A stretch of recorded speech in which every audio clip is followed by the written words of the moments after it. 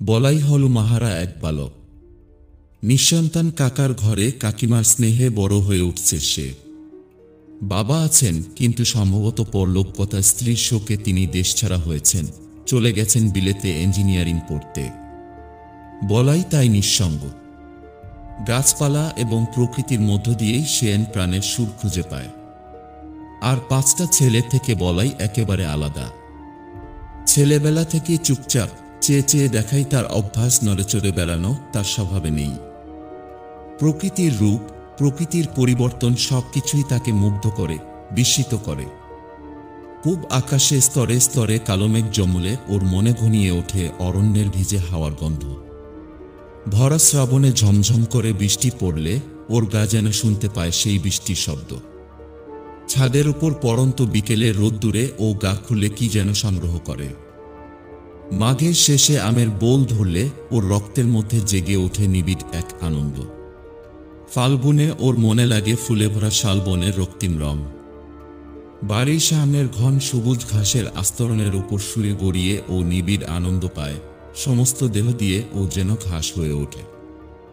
গাছের নিস্তব্ধ ছায়াতলে দাঁড়িয়ে গাছের ভিতরকার মানুষটিকেও বলাই যেন স্পষ্ট দেখতে পায়।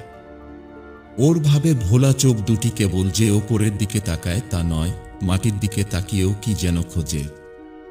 সদ্য গজিয়ে ওঠা কচি পাতার সঙ্গে বলাই কথা বলে। কেউ গাছের ফুল তুললে বলাইয়ের বুকে বাজে। গাছের ডাল ভাঙলে ও বুকে ব্যথা পায়। অন্যদিকে ঘাসের বুকে অজস্র ছোট ছোট গাছকে অঙ্কুরিত হতে দেখে বলাই অপার্থিব সুখ অনুভব করে। বেচারি সেই পরিমাণ দুঃখ পায় যখন ঘাসিয়ারা এসে এই ঘাসের সঙ্গে তাদেরও কেটে নিয়ে যায়। গাছেদের মধ্য দিয়ে বিশ্বপ্রাণের বাণী কেমন একরকম করে নিজের রক্তের মধ্যে শুনতে পায় বলাই।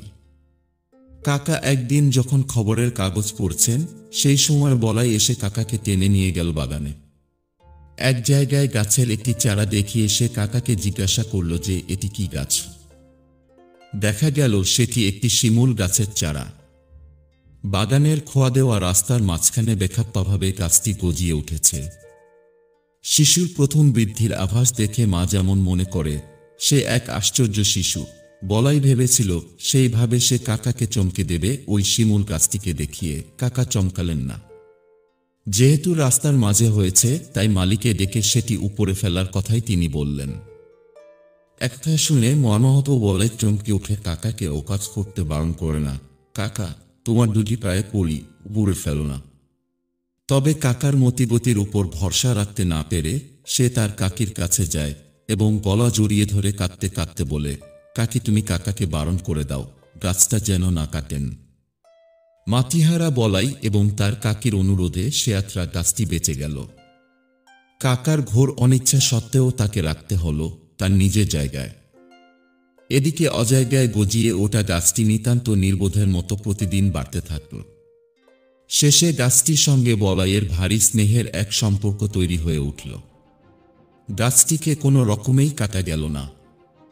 বছর 10 পরে বলাইয়ের বাবা বিলেত থেকে দেশে ফিরে এসে বিলেতি কায়দায় ছেলেকে শিক্ষা দেবেন বলে কাকির কাছ থেকে তাকে প্রথমে নিয়ে গেলেন সিমলায়। সেখান থেকেই বিলেত নিয়ে যাবার ব্যবস্থা হল। বাপের কথা মতো বলাই চলে গেলে কাকিমার স্নেহের কোল ফাঁকা হয়ে গেল। কাকিমা তার নানান স্মৃতিচিহ্ন নিয়ে পড়ে রইলেন। চলে যাওয়া বলাইয়ের স্মৃতিচারণের দুঃখে কাকিমা সময় কাটে। এদিকে কাকা একদিন কাকিমাকে না জানিয়ে লক্ষ্মী ছাড়া শিমুল গাছটাকে দিলেন কেটে। তার কিছুদিন পরে বলাই তার কাকিকে চিঠি পাঠাল সিমলা থেকে। লিখল, কাকি আমার সেই শিমুল গাছটির একটা ছবি পাঠাও। বিলেতে যাবার আগে বলাইয়ের ইচ্ছে ছিল এখানে এসে দেখা করে যাবার, কিন্তু সময় হলো না। তাই গাছের একটা ফটো চাই। গাছের ফটো পাঠানো সম্ভব হলো না, কারণ সে গাছ যে কাটা হয়ে গেছে এবং তা হয়েছে কাকির অপচরে, কাকার নির্মমতায়। ওই গাছটি ছিল কাকিমার কাছে বলাইয়ের প্রতিরূপ, প্রাণের দোসর। বলাইয়ের বাবা যেমন নারী ছিঁড়ে তার কোল থেকে বলাইকে ছিনিয়ে নিয়ে গিয়েছিলেন, আর বলাইয়ের কাকা তার ভালোবাসার গাছটিকে চিরকালের মতো সরিয়ে দিয়ে কাকির বুকে তৈরি করে দিয়েছে চিরকালীন ক্ষত। গল্পের শেষে গাছ আর বলাই একাকার হয়ে গিয়েছে। শোকে ভেঙে পড়লেন কাকি।